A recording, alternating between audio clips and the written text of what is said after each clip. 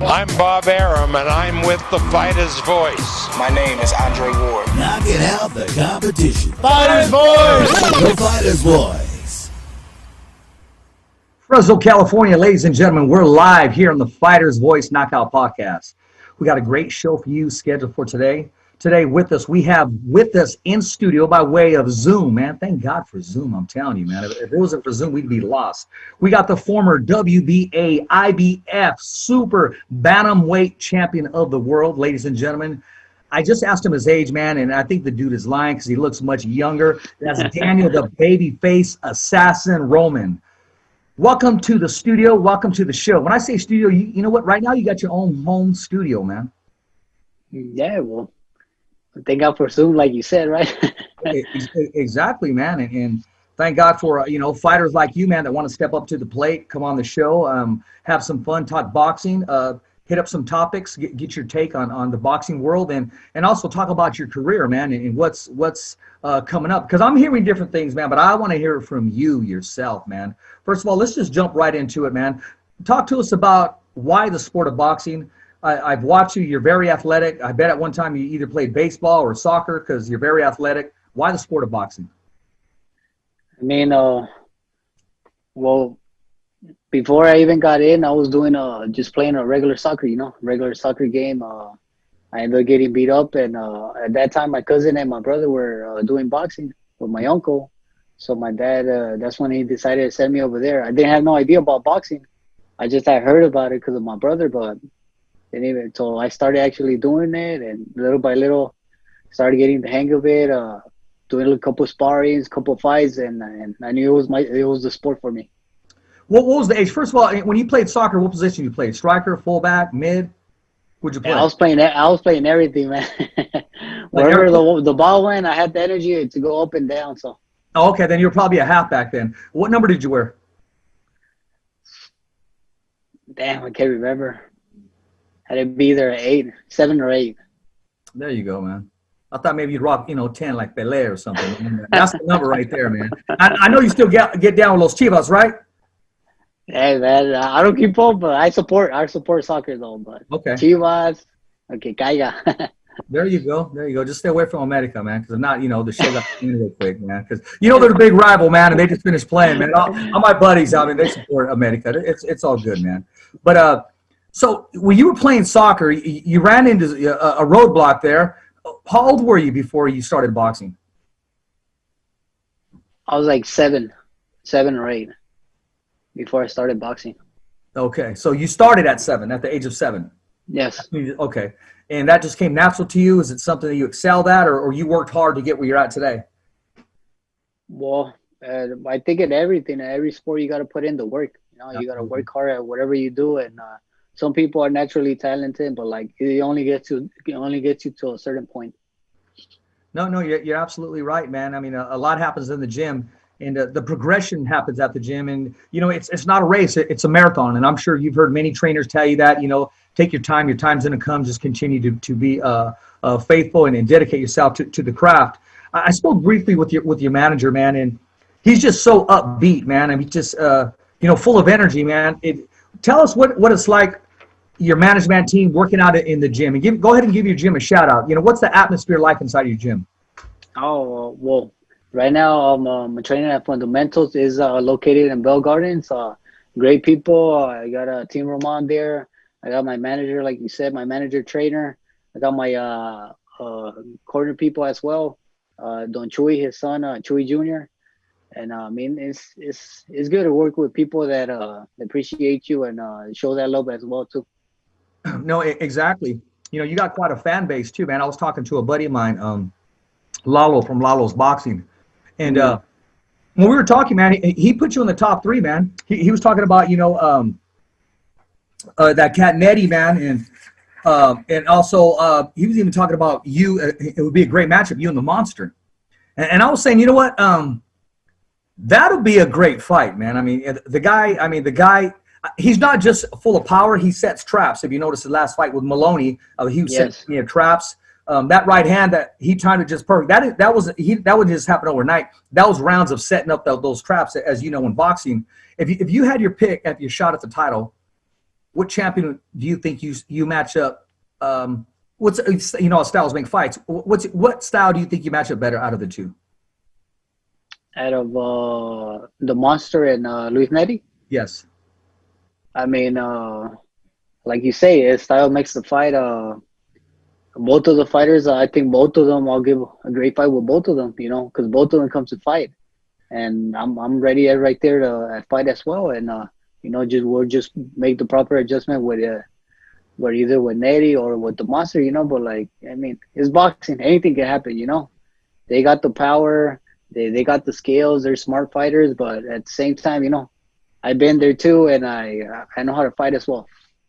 Yeah, I know you do, man. And I'm hearing through the grapevine, man, that you're going to be the mandatory, like it or not. I mean, your name's going to be next to Eddie, and that fight's going to take place, man. Say that fight does take place. What are you going to change this time so you can continue to not only get the title back, but to hold on to it to be successful? What changes will you be making? I mean, I'm not talking about giving away strategies or anything, but somebody else wants to, it's all about levels. What level are you going to take it to once your name is on that poster and the fight is official? Usually I start a little bit late during the fight, and I got to practice on that, I can't be starting off late. Give off a few rounds, 1 or 2 rounds, that could make a difference. So if I could, I'll start since the beginning, applying that pressure, applying that strategy that I'm going to come up with. I'm sure you and your team have put something together, and I'm sure as we speak, they're doing their homework and watching every champion out there and preparing yourself, not just in the gym, but, as I say in boxing, it's not just physical, it's mental as well, because you got to be mentally prepared when you make that walk, whether there's a crowd or not. Talk to us about what's been the big difference since the whole COVID hit for your training methods, as opposed to when it was just an open gym, a regular world that we used to live in. First of all, I'm have to say the sparring. We struggle a little. I think everybody's struggling a little to get the proper sparring because most of the gyms are closed, Yeah. And I'm training at a private gym, so it's just me and the team there. But other people that don't got that privilege, they struggle to find a gym. So I'm have to say the sparring, the preparation to get you ready, the style that you need to get ready to fight your opponent, and basically some other stuff that it requires you to be outside, and you can't be outside because of the pandemic going on, or stuff like that. It affects you even during the fight. When I was fighting on my last fight, mentally I got ready. I'm gonna fight there, and it's gonna be empty. But believe it or not, the adrenaline from the people transmit from you. So you hear everything's quiet. You can hear the commentator, you can hear the corner, but you need something to pump you up, to motivate you. And some people need that adrenaline from other people, the fans. So it was kind of weird, but during the fight, you're gonna have to make that adjustment, get used to that. It sounds like you're a very honest fighter, because a lot of fighters have said, "Oh, it doesn't bother me. It's just like a sparring match." The first fighter that I've heard nationally that says, "Hey, it does. It had an effect on me," was Jose Ramirez. He vibes off the crowd, and he said, it was difficult not having the crowd there. And being that said, the professional and champion that he is, he did make the adjustments. You talk about adjustments in the ring. I mean, we're all in a fight. We may not be in the ring right now, but we're all getting used to these conditions. Every time they say it's okay to go to the store, now it's okay only if you have to. It keeps changing. What have you done personally to adapt to just living? I mean, has it changed your routine at all? I know you talked about the sparring, but has it changed, what you were doing? I don't know. Were you taking classes? Were you going to school? Did it affect your job? What adjustments did you make in life? Well, usually I'm in church every Sunday, so that's right. I haven't been going because of the same thing, this pandemic going on, and you can't be crowded. Even though it's a difference, it's a different vibe, Yeah. You're used to something, and all of a sudden you don't do it. But like I said, I'm home. I'm here reading the Bible, praying. Amen. But you need that contact, to see how they doing, to either pick them up or give them some motivation words. Yeah. But overall, that's inside. The rest, like I'm used to it, you know, because once I'm in training camp, I try to separate myself from everybody. So I'm not gonna say it affect me a lot, but like it affect me a little bit, as well as the family, because you know, I'm around people and I don't want to get contaminated, because once I get the virus, it's gonna hold me back and I won't be able to fight. So I'm gonna stay away from my family and from people, you know, from friends that I always got used to seeing, especially when I got the day off after training so much. You just want to get your head off the boxing. So my family and I'm taking online classes, so that's a good thing. But either way, it's not the same. Yeah, It's not the same. I'm right there in front of the laptop, and I get sleepy, man, just sitting there. I like to interact, but yeah, I mean, with this pandemic going on, I mean, I think all of us got to make this adjustments. But like, it's best to follow it so we can like keep ourselves safe as well. no, exactly. Let's get back. I want to comment on something that you said. You know, that you're reading the Bible and praying. Hey, brother, keep me in prayer, man. Keep me on track, man. I need to be.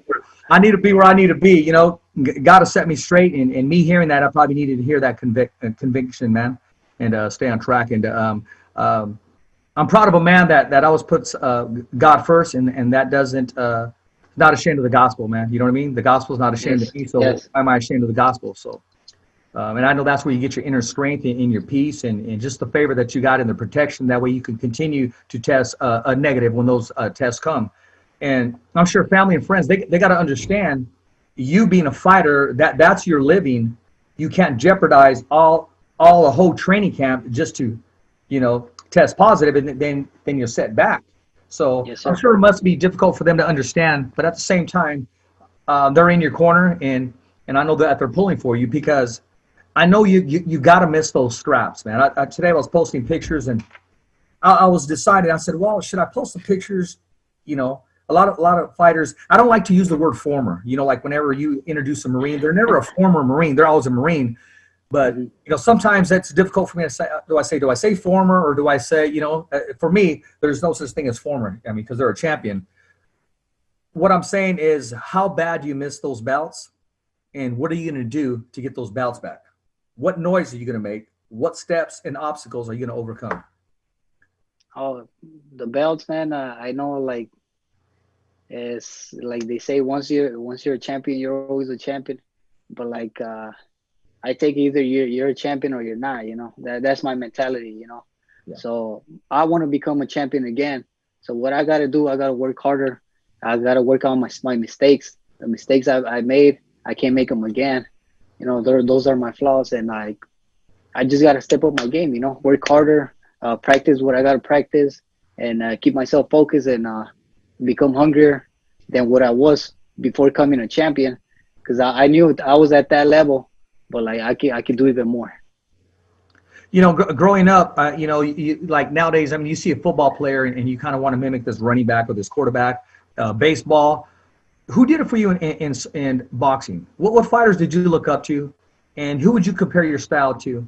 Any of the fighters of yesterday? Who would you compare your style as closest to? Like, for example, I kind of remind, you know, I kind of move around like Duran or Pepino Cuevas or Salvador Sanchez, or I hit like Tommy Hearns. Who would you say you compare yourself to, and what fighter motivated you to be where you're at today? You know, I grew up watching Chavez Sr.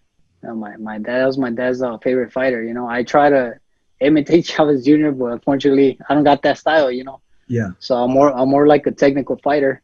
So you could say like more like Marquez. I used to like Marquez, the counter punches. Yeah. And he ended up getting Pacquiao after so many fights.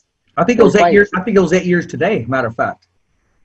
Wow. Matter of fact, do we have any scholars out there? If your trainer's listening, tell him to inbox me or something. I think it's 8 years today that he timed that right hand. Yeah, he finally landed that punch, and there was some close fights to that. But yeah, Marquez, yeah, that's a very technical fighter, very smart fighter. So he was your motivation coming up, or would you say that's your style? You compare it? I like Barrera as well. You know, the There you go. original Babyface. I was about to say that when I talked to him today. Marco Antonio, Yeah, man. yeah. I grew up watching him. Or watching Morales as well, Eric Morales. Like you said, Pacquiao and Marquez, and who else, man? Like even the old school fighters, Ruben Olivares, There you go. uh, Carlos Zarate, all these great fighters. You know, I grew up with, like, I felt like more. I was more technical compared to the big punchers.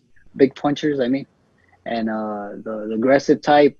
I mean, I could do a little bit of everything, but like I feel I'm more technical That means in the ring. you're thinking when you're inside the ring. To be technical, you're thinking it's like a chess match, and you're making an opponent do different things so you can counter or you could attack off that. A lot of fighters, when they mention they're technical, to me they're a thinker inside that ring. Yes, yes, yes. I think a lot. You know, like I try to make a mistake and come back with it, attack him, counter him. I like to go a lot to the body, work that body from body to the top, and you know, I think a lot in the ring. I've seen some of your highlights and seen some of your footage and your pictures, man. You seem to always have that smile inside the ring, man. Always smiling, even at your training. You're getting your hands wrapped and you're smiling all the time. Who gave you the nickname Babyface Assassin? Babyface Assassin. Eddie Gonzalez, my manager, he gave me that nickname. They used to call me before Chapito. I grew up being called Chapito. Okay. So I once I turned pro, I was like, you know what, like give me a different nickname. You know, I've been Chapito all my life. So I was like, you know what, you got a Babyface and you're assassin in the ring, so we're gonna call you Babyface Assassin, and that's how it all started. Have you had a chance to meet Marco Antonio Barrera at all? I'm sure he's watching your fights. You're under his radar. No, the thing, I don't think so. I don't think I met him. I'll be good though. The vice president to Golden Boy and the matchmaker, Roberto Diaz. Very good friends with him, man. I'm gonna see if I can arrange that for you, or at least get a phone call, or once, especially when this pandemic, when it lifts. You know. All right. Oh, yeah. it'll be great. Yeah, that would be great. You know, actually, that was one of my favorite fighters. Looking back at Marco Antonio Barrera, what was one of your favorite fights that you enjoyed watching of his? I think when he fought Kelly, man. It was Kelly, right? Or Kevin? Yes, Kevin. After Dark. It wasn't. It wasn't the kid from New York, Kevin Kelly, the southpaw. It was the one he had the first After Dark boxing on HBO. I know what you're talking about, when it was just a rock and sock and going back and forth. Yeah. Yeah. Oh gosh. And when he fought Prince too. Prince Ahmed. Yeah. That's my favorite. That's my favorite fight. I'll tell you a quick story about that. Naseem Hamed would fight all the time, and everybody that I was there, I mean, they were all rooting against him. They wanted to see him get hurt. They wanted to see him get hit. And I had to root for him.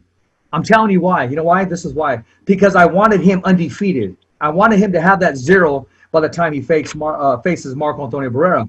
Unfortunately, Barrera got stopped by Poison Jones. Junior Jones stopped him. Mm-hmm. They had the rematch, and then he outboxed him. Barrera was kind of, you know, he stood within. He was avoiding that big right hand. You know, he didn't want the same thing to happen. So, you know, he had to get back on the horse and start all over to the top to earn that title again. And so I was pulling for Naseem Hamed, man. I said, stay undefeated until that fight signed. The minute that fight was signed, the minute it was on, it was off and cracking.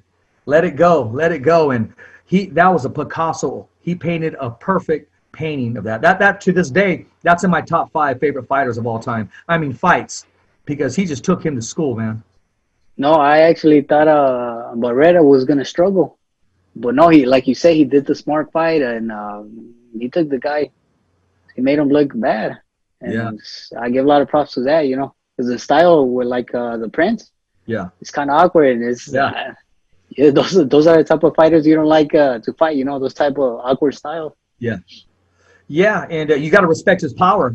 And he had the late great Emmanuel Stewart in his corner too, who's one of the smartest trainers, if not the smartest trainer ever to be in the corner. But you know, we have a lot of great trainers, and Emmanuel Stewart in that corner, and then Naseem Hamed with that power. I was kind of nervous at first, but I knew Marco Antonio, that was going to be his night. You know, when I look back at his career, Manny Pacquiao just had his number. Junior Jones just had his number. You know, Evander Holyfield has Mike Tyson's number. And we're going to talk about Mike Tyson in a little bit. I mean, I hate to get off subject, man, but you got me going about boxing, man. You got me talking about Marco Antonio, man. I mean, who's the guest and who's the host, man? Let's talk about you, Daniel. I want to talk about you. Right. What kind of student were you in high school, man? Well, I like school, you know, like even now, like, you know, like I try to keep up with everything so I won't forget it, because after being out of school for a while, you start forgetting stuff because you don't put it on practice. So, yeah. I mean, I wasn't a straight A student, but like I was passing my classes. There you go. So there you go. So you said you're taking online classes right now. What are you majoring in? I'm taking some classes of theology. All right. Study from the Bible. And so I'm getting into that, you know. I learn more about it, more about the Bible. It interests me. And I like it, you know, and I want to learn more. I like learning new stuff. Yeah, I like reading about all the miracles that took place. Actually, you couldn't put down all the miracles that actually took place. You know, there's only a few that were written down. But, I mean, miracles happen every day. So one of those miracles is going to be you getting that opportunity, because the Bible says the Lord's going to give you your heart's desire. And I know you go to sleep at night dreaming in new. You hear that ring, you know? Yes, you know, I'm just a step away. Like you said, I won this mandatory fight against Juan Carlos Payano. They got me the chance to challenge Luis Nery. And he agreed to the fight. I threw out the challenge right there, like, you know, let's make this fight. He said, yeah, you know, let's make this. I want to fight you, and me as well. You know, like I want to make this fight as well. You know, so it's just between the promoters right now, like, you know, the boxing politics right now. So, you know, he wants the fight, I want the fight, and you know, we're just waiting for a date, you could say. Exactly. And you're with PBC, correct? Yes, sir. I'm with Thompson and PBC. Okay, right on. That's a great combination. PBC got nothing but dogs in there. They got killers. Well, one thing about them, when they match up, there's no easy fights for their fighters. They don't have time to invest. They don't got time to bring you along. They put you in there with dogs. So it's always a scrap every time you're introduced with being a PBC fighter, man. No, and I think it's great, you know, because that pushes you even more to become a better fighter. And like some people might see it, you know what, is a competent. No, but no, you know, that's when it brings the best out of you, you know, because it forces yourself to train even harder, to think even harder, and come up with a better strategy to beat the opponent. You know, a friend of mine, Blake McKernan, he fought about 2 weeks ago. He was an undefeated fighter. He took his first loss. But since then, I mean, some doors have been opening up. What advice do you have for him, for a fighter that takes his first defeat? What would you say to him? It sucks, you know, because I'm the type of guy that doesn't like to lose. Yeah. And like, that's why I train hard. That's why I try to like leave it all in the ring, and even train myself to be 100%. I know it sucks sometimes, but like, you know, it's boxing. Anything can happen. Maybe the decision, it was a close fight and it didn't go your way. You know, we got to respect the judge's decision. But like, you know what?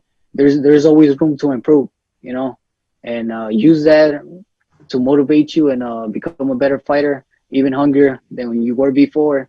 Maybe that loss is going to help you. There you go. To bring that desire back, you know, because I believe after we've been winning, and all those wins makes us like too confident, you know, on ourselves. We don't work as hard as we used to before. But now, like, I believe everything happens for a reason, you know. So maybe that happened because maybe something's bigger is coming, and you got to train even harder, or another door open, and you got to be ready for that as well. Yeah, I mean, you answered my next question. I was about to ask, what have you learned? And what you stated was absolutely correct. I mean, it drives you, and not just that, but it motivates you. I mean, look at Canelo after his first loss. I mean, he's a completely different fighter. He's not your typical Mexicano fighter, you know, sit there and scrap. It's okay to become a boxer. It doesn't take a tough guy to sit there and bang and get your head you know, hit all the time. He has movement now. He counters. He sets traps. A little bit of the Mayweather shoulder roll that works. And He's what you call, I would say, a complete fighter. I agree with you. I mean, after the loss with Mayweather, he only became a better fighter. Like maybe before, he just stand there like just as a regular Mexican style. But now, like you can see him, he rolls with the punches. He ducks in, ducks out. Like so, in a way, like if you see it how I see it, it helps you, you know, because it makes you. Because after winning so much, you don't see your mistakes. You know, oh, you know what? I won. Everything was good. You know, you always make mistakes. There's always room to improve. So I think when you lose, you see all this stuff. You know, so what went wrong? You know, now you pay attention to it. While you were winning, you didn't. So use this as to your friend. You know, use this loss. You know, meditate what went wrong. Meditate what you can improve, and only get better from there. Exactly, I agree with you. Let's talk about, before we talk about last week's fight. You know, Blake McKernan, he was on the Mike Tyson, Roy Jones undercard. What did you think about the whole production? What did you think about the matchup? And are you for? I want to call it the senior tour. You know, these old fighters getting themselves in shape and giving us the fans some entertainment. I mean, it's good. Because who doesn't want to see legends, you know, back in the ring? But at the same time, they might end up getting hurt, you know. So we don't want to see. I mean, everybody likes to see a knockout, but me as a fighter, I don't want to see another fighter get hurt. You know, don't get up from that knockout. You know, because you train to win, but you don't train to, you can say, kill the guy. You know. Yeah. So, I mean, if people want to see it and these fighters are willing to do it, you know, go ahead, you know. They're legends. Yeah. Did you get a chance to watch the fight at all? I did. Mike Tyson still got it, man. Even though he's 50s, but I mean, the guy trained for it. I was watching a few clips when he was training. He's dedicated. Like I said, you know. Yeah. Came in at he showed it that night, you know. But like I believe he wasn't trying to take Jones out. You know, he just trying to entertain the people. And but he looked good, man. He looked scary. Yeah. I thought at the first couple of rounds he was trying to land that bomb, and then he figured, you know what? Okay, Jones is tying up. You know what? Okay, we're gonna go the distance, but you know, I'm gonna keep throwing punches. It was definitely entertaining, and I'm glad he put the work in as opposed to just showing up for a payday, huffing and puffing, not looking in condition at all. But he definitely did what he needed to do. Got his body in tremendous shape, back to his original fighting weight at 220, and I can see him doing it again. He said he would do it again. Hey, there you go. You know, I wonder who's he gonna think about going up in the ring with. Well, there you go. I'm gonna let you play matchmaker. I'm gonna put you on the hot seat. I'm gonna let you play promoter. If you had your choice, if you were Mike Tyson's advisor, who would you want him to share the ring with? If you had your choice. You know what? We got Lennox Lewis. Oh, wow. Man. Yeah. We got that one, and we got Holyfield as well. Either one. Either Holyfield or Lennox Lewis, you know. I will say this.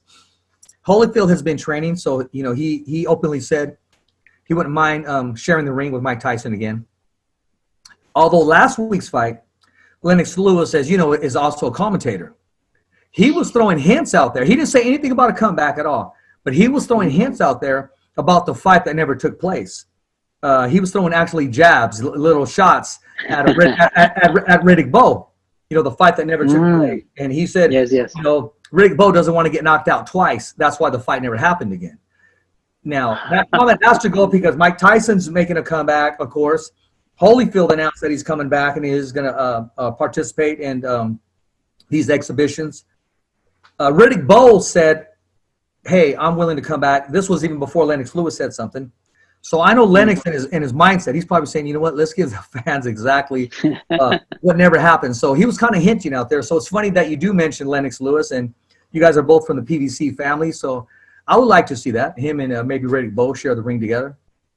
That'll be good, man. It's like I say, you know, they're legends. You know, they already proved it, and they want to do an exhibition, and, you know, they want to entertain the people. Go ahead, you know. Exactly. And they're at the end of their career. I mean, and they're legends. Now you're still in the prime time of your career. Before it's all said and done, who would you like to share the ring with if you have the opportunity? Whether 5 pounds down, 5 pounds up, or work something out before it's all said and done. Oh, I would love to mix it up with this cat. You know what? Well, we got the monster. He's 118. Anytime he might go up, or even with a good dying, I can go down as well. We got him. We got the other champions on the division. We got Nery. If I could get it, I still got unfinished business with NJ, the guy that beat me. Okay. I still want the rematch, man. That's a fight I'll take, But I'll concentrate right now who's in front of me, which is Nery. And hopefully down the line, if it ends up happening with MJ, let's go. I'm here to fight the best. I'm not here to waste time. So let's go. Well, I'm gonna keep closer track on you, man, because as soon as that fight is official, man, you got to make sure you contact me. We want to help on our page and our website, help promote it and push it as well. I'm definitely going to be looking forward to that, and I know our team is, and I know a friend of mine who contacted me, Jessica Potter. So she goes, yes. She said, Rich, you got to get Daniel on the show. And I said, you know what? It's kind of booked this month, but, we're going to make this happen. We're going to make some adjustments. We're going to make this happen. I want to get this kid on as soon as we can. I've been watching you, man. And, yeah, man, I mean, they should have named you Kid Dynamite or something, man, because you're full of dynamite. I mean, once you put your combinations together, man, they just keep flowing, The floodgates open, and those punches come in bunches. And no, I mean, that's my manager, I'm go out there and I'm gonna do my job, which is to fight, That's my job. I'm gonna ask you, I'm gonna kind of put you in the hot seat. If we had a fighter in the LA area, where do they need to go to get some good sparring? So name some of the gyms out there that man. I mean, there's some good sparring in there. I mean, the door's closed, there's no cameras, and it's just mano a mano, man. Before the pandemic? Yes. I would have to say Maywood. Maywood was the place to go. I was training there as well before this pandemic started, and it was there, and the gym with Manny Robles. That was Legends before. That gym was hot too. I used to go there and get some sparring. Damn, man. Now that I got guys coming to me, it's hard for me to think where the gyms are. I mean, there's a lot of places that they're low, but they got a lot of great fighters, Yeah. They be giving wars. I've been seeing that there's no cameras or nothing, but they be giving wars. Props to them, because that's the only way to get you better. Yeah, exactly. I want your take on. Did you get a chance to see Joshua Franco and Andrew Maloney? Yeah. Did you have a chance to see the rematch? And if you did, what did you think about the outcome? I didn't see the fight. I just saw highlights of the fight, and I saw that Franco got a bruised thigh, and it was I believe shut. It was closed. I don't know much about it, but I'm with Franco. I like Franco. He's a great fighter, and I don't know much about the fight. I just knew that the fight got stopped because of the eye. Yeah, him and his brother Bam Rodriguez, I believe he's fighting this weekend. Oh, Bam can fight, man. His brother, yeah, Kid can fight, man, and that's somebody you got to look for. Those two brothers, Joshua Franco and Bam as well. Rodriguez, right? Yeah. Bam Rodriguez, Joshua the Professor Franco. We had Andrew Maloney on about maybe 3 weeks ago. We had him the week on right after it happened. Nice kid. I mean, he didn't say anything bad about Robert Garcia's Boxing Academy or Joshua Franco, but he did welcome, hey man, let's do this trilogy and let's do it in Australia, which is rumor has it may take place there. Would you be willing to head to another fighter's backyard for the opportunity at a fight that you really want? Of course. In their backyard? I will. Let's go, man. How about going all the way down to London, or how about going all the way down to Australia or to China? I mean, I'm down to go. That? You know, okay. I'm open for that. You know, like I mean, you gotta be ready. You gotta be ready to fight. Either his home or your home or away from home.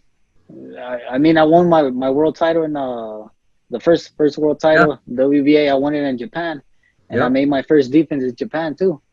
I was a few hours away from home. A lot. Go ahead. We lost your screen there, but yeah. No, okay, no, we're you okay. Hear me? My bad. Yeah, yes, no problem. How did the fans treat you up there, and how was that experience? At the beginning, I mean, because you hear all this stuff, you know, like, oh, you know, in Japan, you gotta knock the guy out, or else the decision's gonna be different. But no, you know, like it was a lot different from that. You know, they know their boxing, they know the sport, they love it. They're respectful people, friendly. Even after the fight, you know, fighting here in the States, you beat their fighter, you get cussed out, you get stuff thrown at you. No, not over there. You know, they show love. I beat the current champion, that was Sean Kubo, back then, and I gained a lot of respect from them, and they came to greet me, and very respectful people, and I love Japan. You know, I had fun, great people, and like I say, you know, they know their boxing. No, they do, and they love combat sports. I mean, they love two men in the middle of, it's either ring or cage or, you know, MMA, pancrase. You know, they have pancrase up there. They love gladiators in there. You know, giving everybody a show, a performance. So you're not opposed to going anywhere in the world. I asked that question because I was aware that you did win it on the road. So I wanted to ask what that experience was like, and no, you nailed it. You answered it. Because of this whole pandemic, man, are you willing to take that shot, that opportunity again with you know, how limited crowd? If I have to, yeah, you know, mentally I'll get ready for that. And I know in the ring it's just me and him, me and the opponent, you know, me against whoever I'm fighting. So that's my focus, you know. I try to forget everybody around me and concentrate who's in front of me. Speaking of concentrating, I want you to think back of your very first fight, not your amateur fights or not. I'm talking about your very first professional fight. The mindset in the locker room, that ring walk, and the way your stomach felt before that first bell. Now, do any of those feelings ever come back now, today, with this experience that you have? My first fight, I wasn't even nervous, you know, not even worried. You know, I was just excited to get in the ring. It didn't last long. It just lasted, I believe, like 40 seconds. Yeah. I took the guy out with a body shot, so it didn't last that long. So, but yeah, like you could say, not fighting for a while, a couple months, you get a little ring rust, and like that's when you feel kind of like nervous, you know, because you haven't been in the ring for a while, and but once the punching start, all that goes away, you know. You get your timing back, you get your drilling back, and you know, you're yourself, like riding a bike, you would say. Yes. I mean, if you haven't ride a bike in a few years, once you start pedaling, you'll get the hang of it quick, because that's what you used to do before, so it's just muscle memory. In what rounds would you say that you get your second win? Does it just come automatically? It can come in any round, or usually you know your body and say, okay, I'll be getting my second win soon? Yeah, so well, usually it depends on the fight. It depends how tough the fight is. It depends how much you're forcing your body to go through that. And usually it might happen like in the fourth, fifth round, or maybe the half of the fight. It all depends on yourself and on your opponent. When you go into a fight and you know it's scheduled for 12 rounds or even 10th round, and maybe in the 5th round, do you ever reserve anything and say, okay, I'm going to save my energy in case we go longer? Or is every round, hey, there's no script for this, it may happen in this round? Well, yeah, in the beginning, you know, you're going 12 rounds, you know, you can't go all out, because you'll be gassed by the time you hit the later rounds. So usually you try to take a steady pace yourself, but like you say, you never know. Maybe the guy will try to take you out like in the first rounds, because maybe he knows he won't last the whole 12 rounds, But either way, me, myself, the team Roman, we get ourselves ready to go even past 12 rounds. We are in the conditioning to fight the whole 12 rounds. So that's how we get ready. Who's your conditioning coach, and what drills do you run, or what do you do that just puts you over the top in your conditioning? You must do a certain something that gets you in the best condition possible. I mean, do you jog in Denver, Colorado, go up to Big Bear, or what works for you? Well, my strength and conditioning trainer is Jesus Guillen. Okay. He does the strength conditioning. I'll be doing the running, say like training camp. I'll be running at the beach, the park, and like after starting weeks, we go up to Mount Baldy. Okay. So I think that's all like what helps me a lot. You know, running up the mountains. Yeah. It's not easy, but like hey, it'll get you in shape. When you're cutting weight, do you already know without looking at the scale? Okay, I'm on weight because you know your body so well. Do you know when you're okay? I'm already done. I'm already ready to go. I already made weight without even looking at the scale. Yeah, you start getting a little agitated, a little mad because you've been in a diet. I mean, I don't struggle with the weight, but like either way, I believe it affects everybody. Not eating certain things that you want to eat, especially when you're cutting when you're in a diet, you're in training camp, you can't eat. You can say junk food. Hey, who doesn't like some tacos? Who doesn't like some goodies? But like he said some goodies. Yeah. So like I try to keep myself at weight, even though I'm not fighting or not. I always try to keep myself at a certain weight. You know, man, no more than 10 pounds. But like once I beat close to a fight, automatically, you know, you start feeling a little light, and I'm like, oh, you know what? I think I'm close to the weight. Well, that's what true professionals do. I'll tell you a quick story. About 20 years ago, I interviewed Obakar. I don't know if you know who Obakar is. Yes. From the Motor City Cobra. No. That was Tommy Hearns. I forget Obakar's nickname. But anyways, he did train with Emmanuel Stewart originally and at the Kronk Gym. Well, he came down to the Central Valley, and I interviewed him a day before he was getting to weigh in. Big mistake. I mean, his manager insisted, you know, and I said, hey, well, shouldn't he rest? No, he insisted that I do the interview. I mean, this guy, he didn't want to hear from anybody. I mean, he talked about being agitated. He has a fight going on, and he's cutting weight. And to top it off, we did the interview at a kitchen table, and everybody else is dining. So he's sitting there in front of me, and he was just like, yeah, very agitated. He apologized after the fight because we interviewed him after the fight. But yeah, hey, give the fighter his space and give him his respect or her respect. Those that are cutting weight, because they're literally going through. You know, they're going through hell. They're not going through. You know, it's no cakewalk. What they have to put their bodies through. Your fighter's got to put your body through to be successful. Excuse me. To dedicate yourself to bring the best version of you inside of that ring or cage for all the followers and the fans and everybody that wants to buy that bought tickets and that want to be entertained. So, you know, I respect the fact that you know, as a true professional, you don't go over the 10-pound limit, Mark.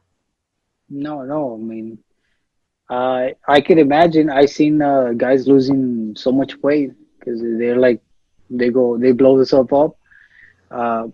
It's not good, you know. It's gonna affect you in the long run. Yeah. Even during the fight, you can see some guys just body's not responding how it should respond because all that cutting weight.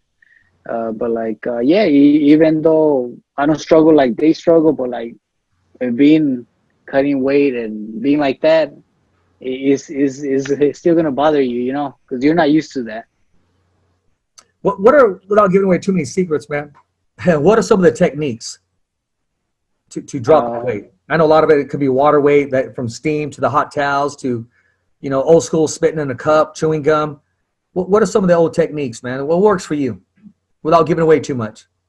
Well, say if I'm losing weight, I always try to lose ahead of time. So okay. I think I'm one of the wrong guys to ask that question, but like I'll just put some extra sweaters, you know, and try to like keep myself warm. So like that, I won't be training too hard and burning so much energy because I'm not eating as how I was used to eating. So, no, okay, go ahead. I'm sorry. So I think I'm thinking about it, but nothing's coming up, you know. Just yeah, for you, I guess it just comes natural because I mean you don't have too much weight to cut because you take care of your body even when you're not at the fight scheduled.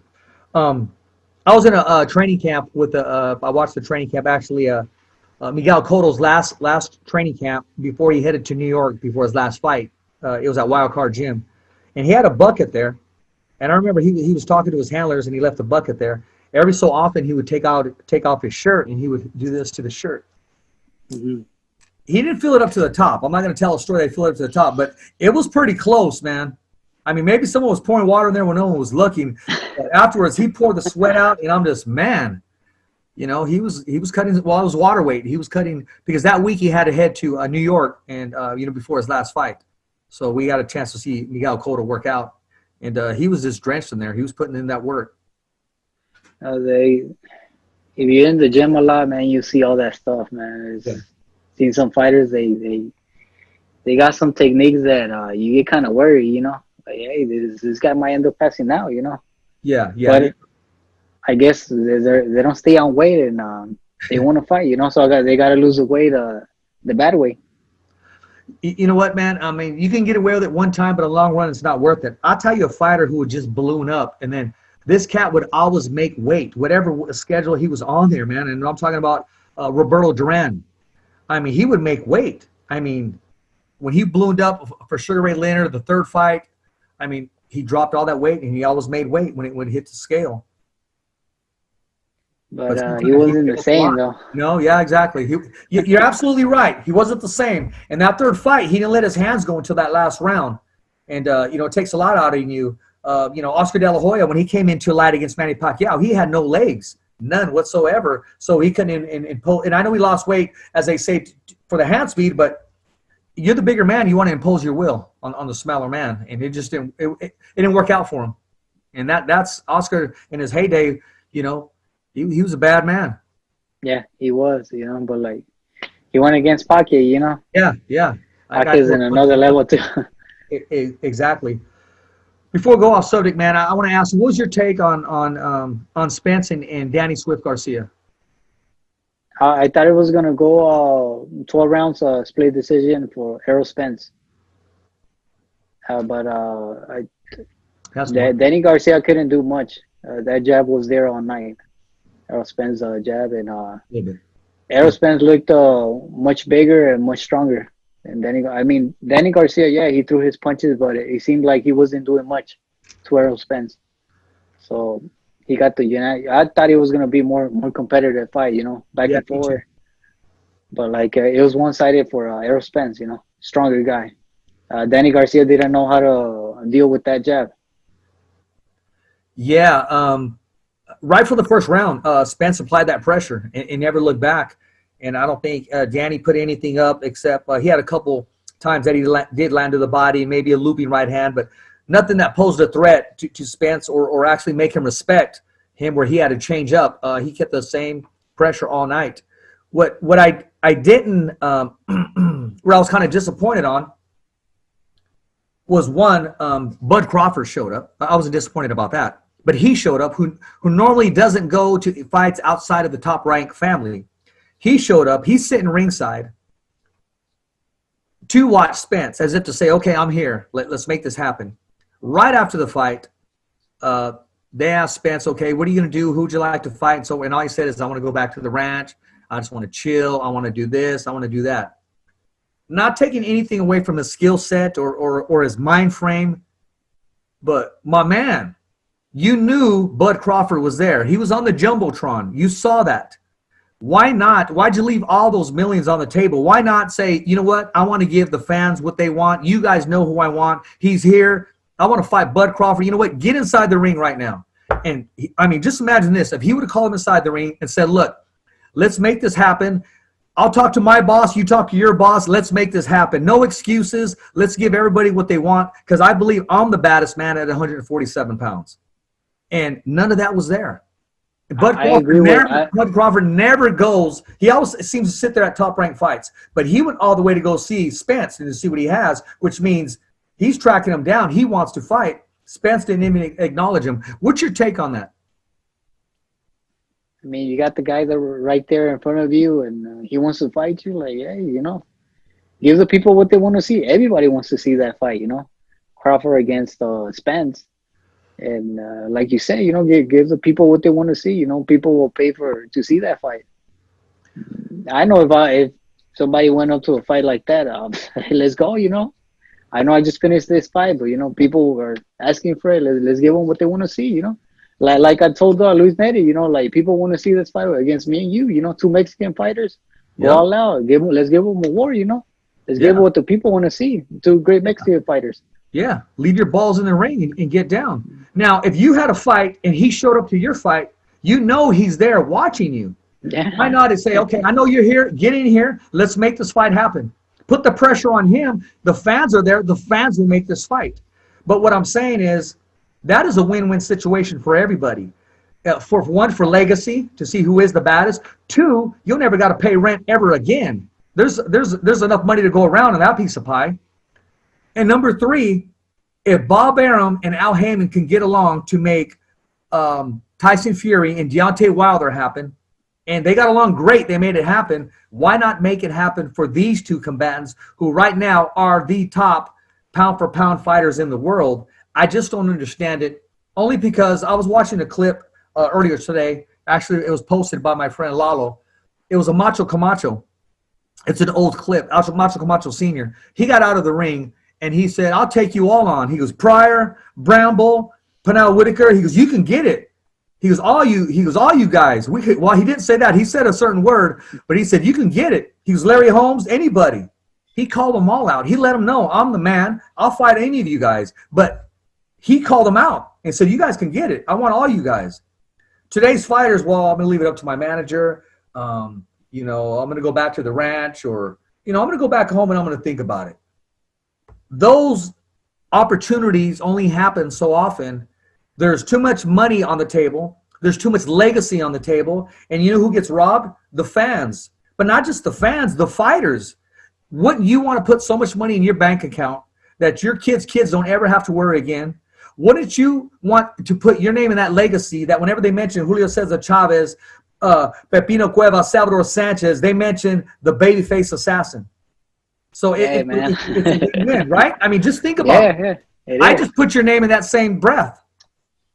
And that doesn't happen without taking those risks and calling out those big fighters, which I like the fact, because going into this interview, I knew who you wanted to fight.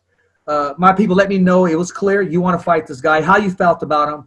You didn't like that loss at all, but you want to stay focused on what's in front of you. So you got some names on the table that you want to take care of, and you're not afraid to address it. Because you want that legacy, you want that belt back, and it's okay to have an extra zero in your bank account, man. Added to that number 9 in front, or 10. Right? We get right. Absolutely. But like you said, us as fighters, we do it for the legacy. We want to be named like with the top fighters, with the legends. Like you said, the Chavez, the Pepino Cuevas, the Mike Tysons, the Lennox Lewis, all these legends, you want to be named as with them as well, and I think that's what every fighter tries to do, at least from my side, I try to fight the best, because I'm not here to waste time, hey, let's go, what we're here for, we're here to fight the best. Let's go for them. What can you share with us? What have been hinted to you, without giving away too much, without getting yourself in trouble, with your management team, where they sat you down and said, hey, we're looking at this date and we're looking at this opponent? Because I'm looking at you right now. I'm looking at your cheekbones. You're working out. You're in shape. I am. I try to keep myself in shape. They say maybe at the beginning of next year. Okay. I'll get ready for that. They haven't gave me a date. I don't know how boxing is. They got to go through all this stuff. Yeah. But I try to stay ready. I try to keep myself ready for just, hey, you know what, you ready for this month? And I want to be able to say, yeah, we'll be ready. I'm going to tell you a short story. I was talking to another reporter, and I told him who I was going to have on the show. And he said, well, Richard, he doesn't talk much, so you're going to have to carry the interview. And I'm sitting back, and I was going, when I hear that as media, I always challenge myself. And you know what I'm thinking? I said, well, maybe he didn't talk much to you.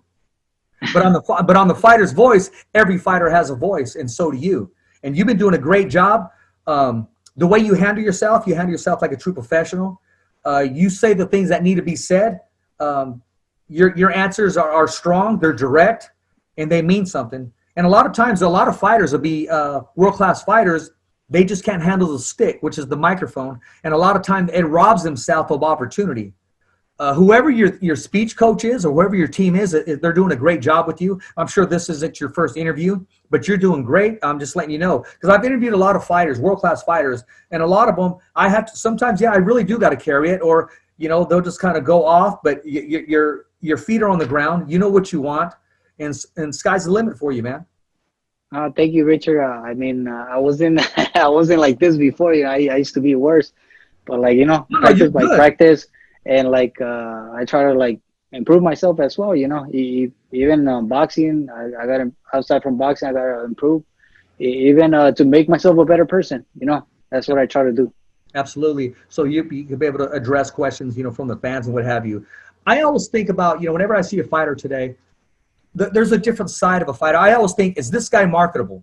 Does he have the look? Does he have the charisma? Because even though a lot of fighters go, man, I'm not worried about all that. I just want to fight. Well, no. Well, listen, boxing is a business. And the business part is your manager's job is to get you the most endorsements as possible, to promote you as much as possible. Because if you don't promote yourself, Daniel, nobody else is. And the fact that you took the interview and that you're more than willing, like I said, I'm looking forward to you. I've always watched you, but, you gained a fan right here tonight. A true fan where I'm saying, I'm going to rock with this kid. I'm even going to rock his gear, man. So where could we follow you on Instagram? How do we follow you on Facebook or your Twitter, or how can we support what you're doing? Right now, I just got Instagram. You can follow me on _ Babyface Assassin _ and send me a message, say hi, show some love, and I should be replying back. Okay, well, we got to get you on Facebook, man. You got to get on Facebook, yeah, and you got to get on Twitter. I learned late. Twitter's where it's at. I'm barely catching up on Twitter, but Twitter is where it's at. There's more direction there. Get on that, man. Hey, Daniel, continue to endorse yourself, man. Continue to call out those big names, and pretty soon they're going to be calling you out because you're going to be the big fish in the sea right there. I can see you doing really well with those matchups. They're going to be tough fights, but your work ethic, your professionalism, and the team you got around you, they're going to be those missing pieces to the puzzle that you need. And most important, man, as I don't got to tell you, you put God first, man. Everything is fine and dandy, man. Because I'd rather be for him than against him, man. Rather know him than not know him and walk away. You know what I mean? Yes, sir. But no, man, it's been a pleasure having you on the show. And this interview, I was thinking, okay, we can talk about boxing, what he thinks, but I wanted the followers to hear a different side of you, that know that you are taking school, where your faith is at. No, you don't struggle making weight. I always try to give the listeners a different side of the fighter, as opposed to, oh, okay, your basic questions at media day. Mm-hmm. No, I enjoyed it, and thank you, Richard, for having me here as well, and anybody that doesn't know Daniel Roman, keep an eye out, and I know you guys will like my style. And follow me on Instagram. I should keep you guys updated, _ Babyface Assassin _ and anything comes up, a date or something, I'll keep everybody updated in the media. Right on, man. Well, how can we get some T-shirts, man? You got them online, or what are we doing there? I'm gonna have to talk to the guy that makes the shirts for me. Okay, and I'll get back to you. We're gonna put some fire on your promotion team. I'm gonna put your manager on the hot seat right now, man.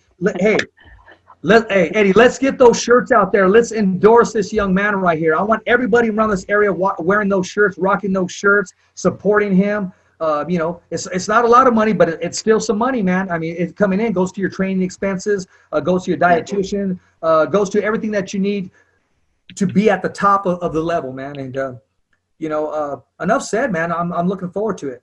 I'm looking forward to your next outing inside the ring and continuing to follow you, and appreciate you follow me, subscribe to the channel, The Fighter's Voice, on our YouTube channel, www.youtube.com/TheFighter's Voice. Every fighter has a voice, and so do you.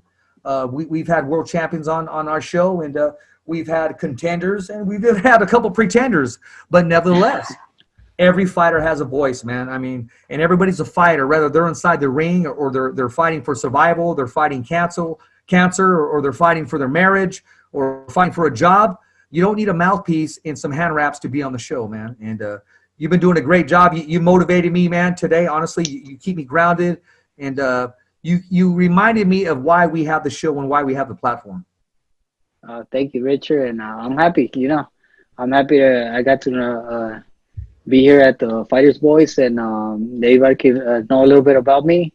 And thank you again, Richard, for having me here. And I enjoyed it. You know, I had fun. Well, my pleasure, man. I want to thank our whole team, and our whole team is now expanding. We're hitting the Stockton area. We now have a studio in Stockton as well as Fresno, California. And, I want to thank everybody behind the scenes. You know, KP, my man, is behind the scenes, man. He's making all this happen. He's the man. He's the engineer, the producer. We also got SHELLY, HOLLIS, that I want to thank in Stockton, California, who's actually a co-host as well. And then ESCOVEDO, who handles the MMA side. And we're looking to expand the Fighter's Voice Espanol, and we're working on Ernesto Amador, man. I mean, the guy is just incredible. You can play a lot of things, but you just don't play boxing, and that's his whole handle. Again, I want to thank everybody. I want to thank your management team, and also Jessica, man. I mean, Potter, man. And, I know she's starting her own handle as well, too, man. But you've been a class act. I appreciate it. And I'm going to make sure I send you the link, man, after the show. So after the show's going to play, I'm going to say it's a wrap, but the music's going to play. Go ahead and hold on. KP will say, hey, that we're not recording anymore, so then I can talk to you real quick while we're not recording, and then we'll call it a wrap, man. But is there anything I left out? Anything at all that you want to say to anybody that's out there, or give a special shout-out, or you want to thank anybody? Anybody in your mind, the platform is yours. Yeah, I mean, to all my fans, thank you all for your support since the beginning, and all the new fans that I gained. Thank you a lot. And the new fans that I'm about to make, keep up with me. And I know you guys will like my style of fighting. And I try to leave everything in the ring. I want to thank my management team, Eddie Gonzalez, Team Roman, and Fundamental Gym for opening the doors to me to train with this pandemic going on. And thank you all. And thank you, the boys, for having me here. Richard, thanks again, man. Appreciate it, man. Team Roman, man. Make sure you guys follow him on Instagram. Hey, it's a wrap here. I'm your host, Richard Ortiz of the Fighter's Voice, with our guest today, the future champion, the future two-time champion, Mr. Roman, Team Roman. It's a wrap here. Thumbs up for Richie. Remember, it's always voiceography at its finest. So on behalf of Richard Ortiz, Cole Escovedo, the special guests, and all the crew right here at the Kick-Ass Podcast, saying hasta luego, babies. And always, thanks for listening.